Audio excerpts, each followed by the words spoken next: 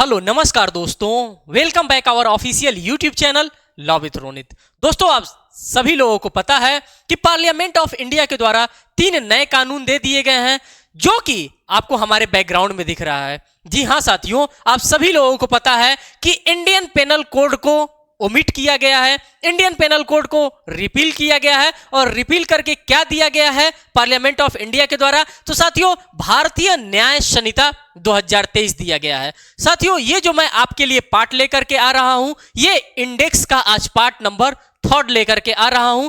इससे पहले मैंने आईपीसी का मींस की बीएनएस इसको कहा जा सकता है, भारतीय न्याय संहिता 2023 की अगर हम बात करते हैं तो साथियों इसका पार्ट नंबर 3 मैं लेकर के आ रहा हूं। और इसमें हम लोग कंपैरेटिवली स्टडी कर रहे हैं।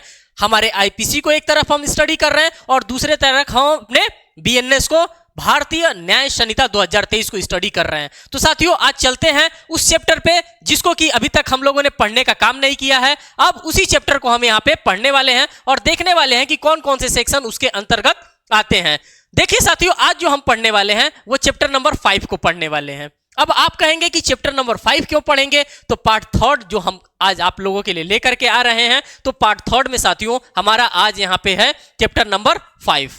देखिए, अगर हम यहाँ पे देखेंगे तो आपको क्लॉज देखने के लिए मिलेगा। ये साथियों यहाँ पे क्लॉज नहीं होगा, ये डिस्क्लेमर है। आप यहाँ पे क्या लिखेंगे? आप क्लॉज की जगह पे यहाँ पे सेक्शंस मेंशन करेंगे। ये मैं बता दे रहा हूं क्योंकि जब पार्लियामेंट ऑफ इंडिया बना रहा था कानून, तो अभी राज्यसभा से असेंट नहीं मिला था और प्रेसिडेंट ऑफ इंडिया से असेंट नहीं मिला था, तो इसीलिए यहां पे क्लॉज लिख करके आ रहा है।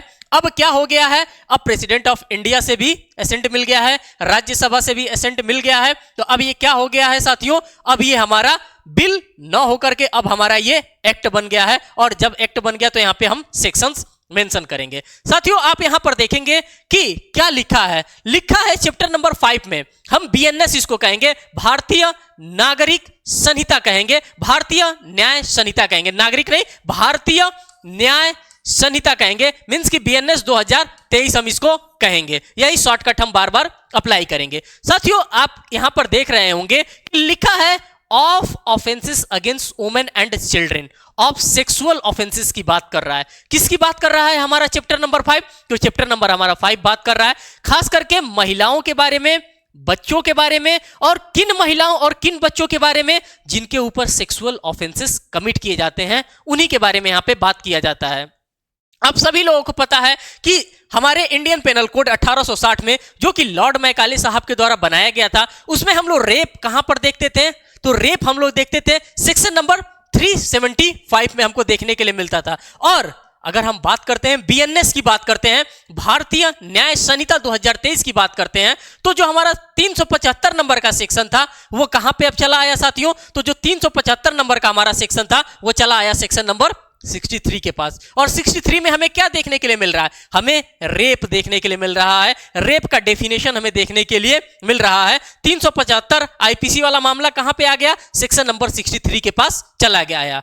ये बात आप सभी लोगों को समझना होगा और ये बात हमारे सभी एडवोकेट्स भाई को भी जानने की आवश्यकता है, क्योंकि अब हमारा रेप का जो मामला है वो 375 में ना होकर के वो सेक्शन नंबर 63 में चला आया। हमारे पुलिस भाई साहब लोगों को भी ये बात जानकारी में उनकी होनी चाहिए। अगर हम देखेंगे कि पनिशमेंट ऑफ रेप हमारे लिए कहां पर दे रखा था, अगर हम आईपीसी की बात करेंगे तो वो दे रखा था सेक्शन नंबर 376 के अंतर्गत। हमको पूरे के पूरे रेप के पनिशमेंट को हमको देखने के लिए मिलता था। लेकिन जब हम बात करेंगे भारतीय न्याय संहिता में तो ये कहां पर दे रखा है? तो जब रेप का डेफिनेशन हमको सेक्शन नंबर 63 में दे रखा है, तो उसका जो पनिशमेंट होगा, पनिशमेंट उसके एक सेक्शन नीचे देगा। मींस की सेक्शन नंबर 64 के अंतर्गत हमको इसका पनिशमेंट भी देखने के लिए मिल रहा है। साथ ही साथ हम देखते हैं कि 376 हमारे पास क्या था? 376 क्लॉज 1 था, क्लॉज 2 था, क्लॉज 3 था, फिर ए बी था, फिर बी सी था।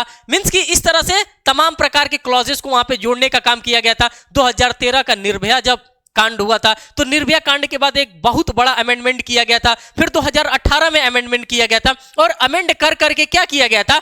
पनिशमेंट्स को यहां पर हमको दिखाने का काम किया गया था। Rape of women under 16 year age हमको दिखाने का काम किया गया था। साथ ही साथ rape of women under 12 year of age हमको देखने का काम किया गया था।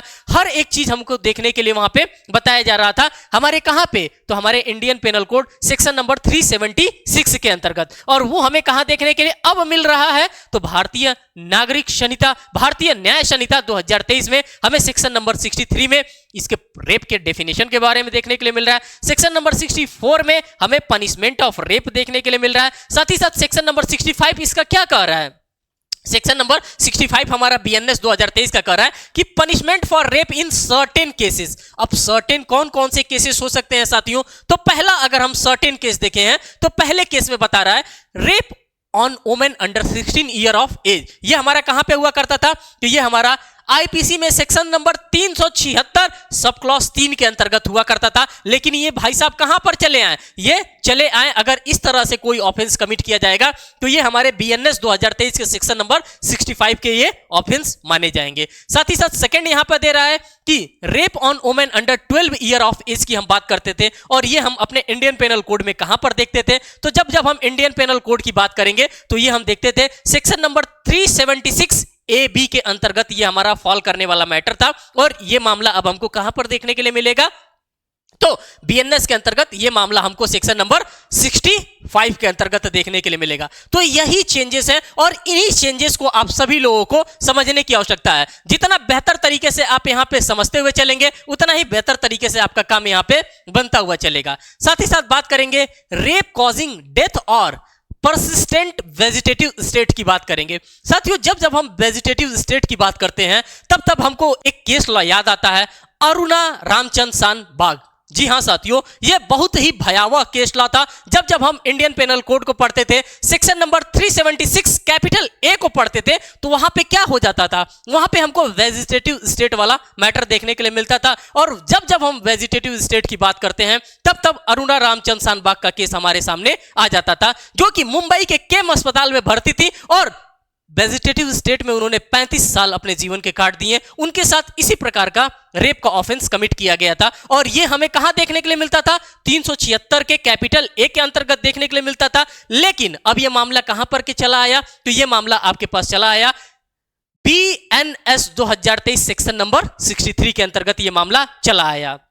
साथ ही साथ कर रहा है sex intercourse during a separation की बात कर रहा है। यह हमारा सेक्शन नंबर 376 बी की बात कर रहा है। सेपरेशन की बात हम करते हैं साथियों तो भाग करके हम हिंदू मैरिज एक्ट में जाएंगे, क्योंकि वहीं पे हमको आरसीआर की डिग्री देखने के लिए मिलता था, रेस्टिट्यूशन ऑफ कंजुगल राइट हमको देखने के लिए मिलता था, जुडिशियल सेपरेशन का कॉन्सेप्ट हमको देखने के लिए मिलता था। अगर किसी हस्बैंड वाइफ का अगर क्या हो गया है, जुडिशियल सेपरेशन हो गया है और जुडिशियल सेपरेशन के दौरान इस प्रकार का इंटरकोर्स किया जा रहा है तो इसको किस कैटेगरी के अंतर्गत माना जाता है? तो इसको इंडियन पेनल कोड के सेक्शन नंबर 376 कैपिटल बी के अंतर्गत एक ऑफेंस माना जाता था। और यह ऑफेंस अब कहां पे ला दिया गया है? तो भारतीय न्याय संहिता में इस ऑफेंस को सेक्शन नंबर 67 के अंतर्गत रखने का काम किया गया है। आप देख रहे होंगे कि जितना ए का मटेरियल है, बी का मटेरियल है, सी का मटेरियल है, इन सभी को एक एक अलग से सेक्शन से यहां पे प्रोवाइड करने का काम किया गया है। मैं आप सभी लोगों से यह भी बताना चाहूंगा साथियों, जब नया घर बनता है तो नए घर में सबको एक कमरा अलॉट किया जाता है। सेम एज यूजुअल यहां पे भी आपके भारतीय न्याय संहिता 2023 में भी करने का काम किया गया है। यहां पे नया लॉ बना है तो नए लॉ में ए बी सी डी क्यों डाला जाए, सबको एक एक सेक्शंस प्रोवाइड किया जाएगा और वही सभी के सभी सेक्शंस यहां पे आपके सामने एक एक करके देखने के लिए आपको मिल रहे हैं। साथ ही साथ कह रहा है कि sexual intercourse by person in authority.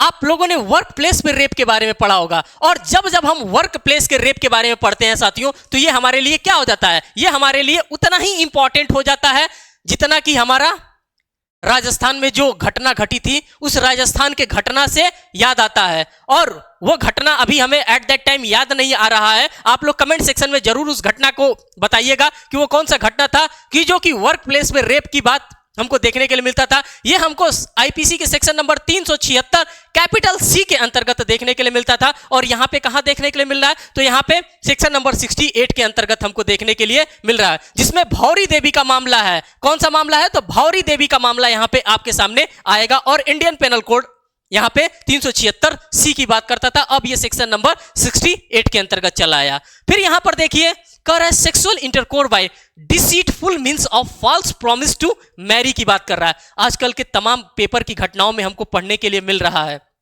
और इस प्रकार का ऑफेंस अगर हो जाता था तो इंडियन पेनल कोड वहां पे शांत रहता था। इंडियन पेनल कोड के पास कोई भी सॉल्यूशन इसके लिए नहीं दिया गया था। लेकिन अगर हम बात करेंगे अपने बीएनएस के बारे में बात करते हैं, भारतीय न्याय संहिता 2023 की बात करते हैं, तो इसके लिए एक अलग से सेक्शन हमें प्रोवाइड किया गया है और यह सेक्शन नंबर 69 हमको प्रोवाइड किया गया है। साथियों, आजकल के समाज में हमें यही देखने के लिए मिल रहा है कि धोखा देने का कॉन्सेप्ट हमको मिल रहा है कि तुम मेरे साथ रिलेशनशिप में रहो, मैं तुमसे शादी करूंगा, और कुछ दिन रहने के बाद ऐसा होता है कि दोनों में आपसी सहमति नहीं बन पाती है और वहां पे झगड़ा हो जाता है। और जैसे झगड़ा हो जाता है, लड़की क्या करती है, लड़की जा करके रिपोर्ट दर्ज कराती है कि मेरे साथ क्या हुआ है, मेरे साथ धोखा हुआ, और धोखा हुआ है तो पहले तो इसके लिए ऑफेंस नहीं बन रहा था, लेकिन अब अगर हम बीएनएस की बात करते हैं तो यहां पे सेक्शन नंबर 69 इसके लिए रिस्पॉन्सिबल है। साथ ही साथ आप देखेंगे ये मामला, देखिए अगर हम गैंग रेप की बात करते हैं तो साथियों ये बहुत ही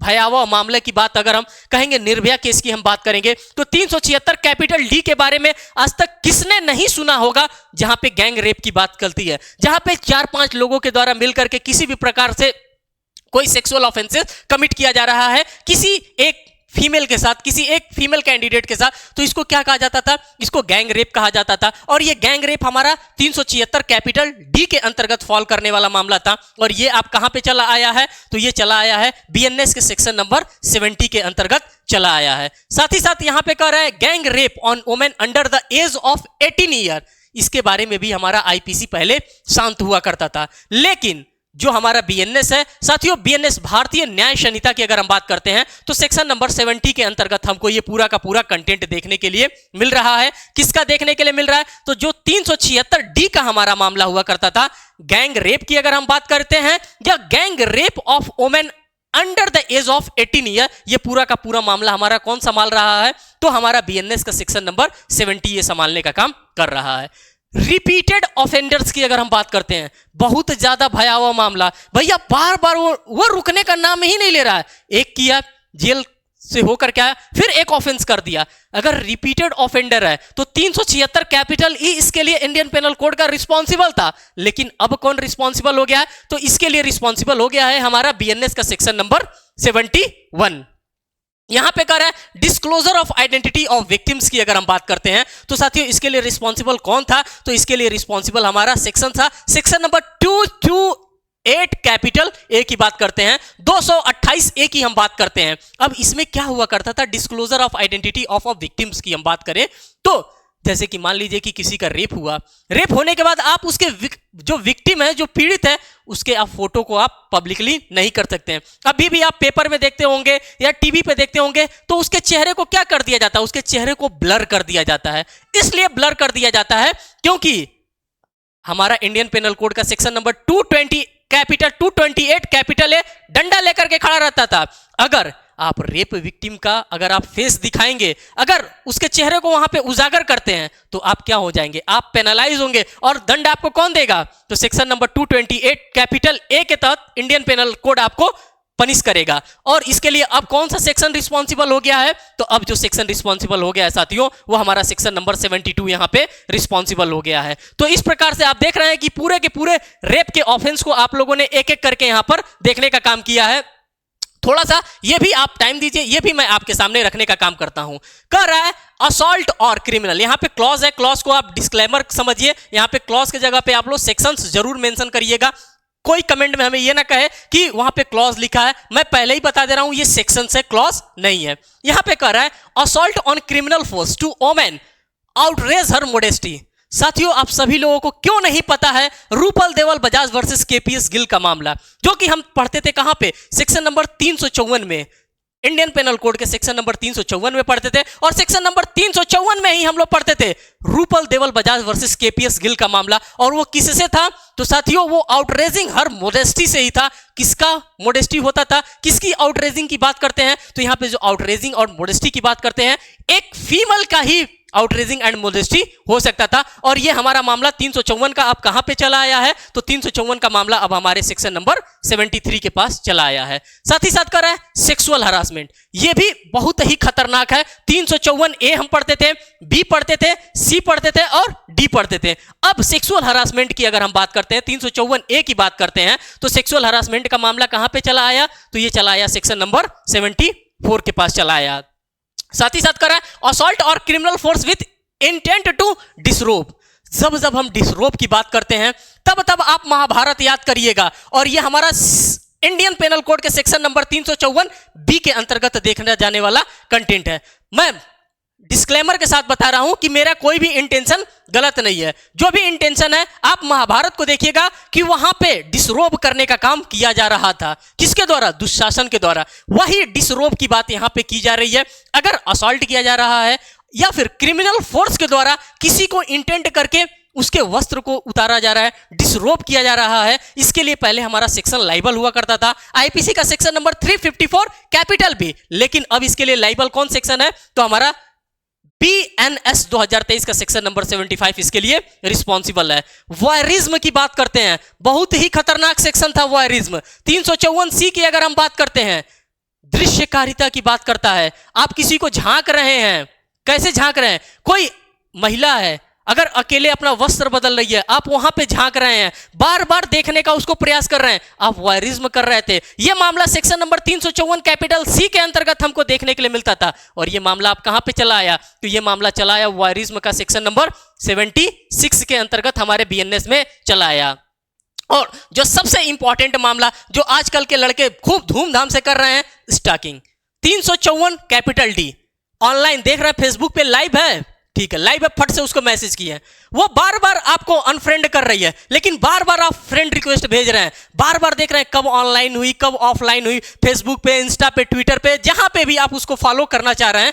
ये क्या है, ये स्टॉकिंग है। और ये कहां पे हुआ करता था, तो इंडियन पेनल कोड के सेक्शन नंबर 354 डी में हुआ करता था। और आज इसका पोजीशन देखिए, ये कहां चला आया है, सेक्शन नंबर 77 के पास चला आया है। साथ ही साथ इसी का एक और बच रहा है, वर्ड के साथ, जेस्चर के साथ, act intended to insult modesty of a women की बात करते हैं, जो कि हमारा इंडियन पेनल कोड के सेक्शन नंबर 509 में हुआ करता था, जो कि अभी आप लोगों ने यहां पे पढ़ा है, जिसमें मैंने रूपल देओल बजाज वर्सेस KPS गिल का मामला बताया। सेम उसी के साथ कहीं ना कहीं ये भी डील करता था। सेक्शन 509 अब इसको कहां पर रख दिया गया है, तो इसको BNS के सेक्शन नंबर 78 के अंतर्गत रखने का काम किया गया है। तो साथियों, चैप्टर 5 को मैंने आपके सामने यहां पे डील करने का काम किया। खास करके जो भी रेप से रिलेटेड पनिशमेंट है, रेप से रिलेटेड जो भी प्रोविजंस हैं, उन सभी प्रोविजंस को एक एक करके आपके सामने मैंने रखने का काम किया। साथियों, फिर मिलेंगे एक नेक्स्ट वीडियोस के साथ, एक नेक्स्ट अपडेट के साथ। तब तक के लिए बहुत बहुत धन्यवाद।